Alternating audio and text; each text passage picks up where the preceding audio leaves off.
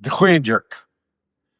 Many people with hip pain deal with, that pinching sensation, deal with that pain that they get as they hit that rock bottom of that heavy clean. Now, if you're one of these athletes, as you know, like it really stinks. It is not fun to hit the bottom of that squat, hit the bottom of that clean or that snatch, and just have your hips just lock up on you, kind of seize up, run the front, maybe travels down the side.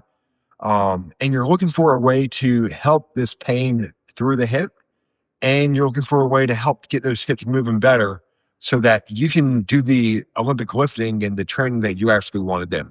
So that's what we're going to be going over today. Guys, I'm Dr. Tank, Dr. Tank. Thanks for joining me today on your Daily Body Armor.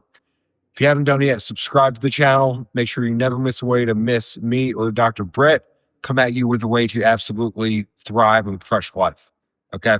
So now, today, what we're going to be doing to get the hip working is a simple hip circle. Okay?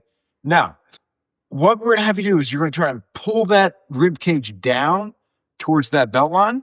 Okay? Because we really want that hip moving on that nice, stable, braced midline. Okay? So from here, pull those ribs down, essentially get nice and hollow through that midline. And you're going to bring that leg up. You're going to bring it out to the side, trying to paint the biggest range of motion as you possibly can, working sure to make sure you keep those abs braced. Bring it down, keep the abs braced, bring it back up, stay nice and still as you come around, and make the largest circle with that hip as you can. Now, what we're going to have you do is you're going to work both sides here, all right? Because as that one hip's working, the other hip's having to stabilize, so that regardless of which hip you're working on, we actually want you working hip circles on both sides. Keep the midline nice and still. You'll try to keep the trunk as still as possible. Work through this for sets of 20 to 30 reps, moving nice and slow through, alternating through, and then retest that squat and see how it feels.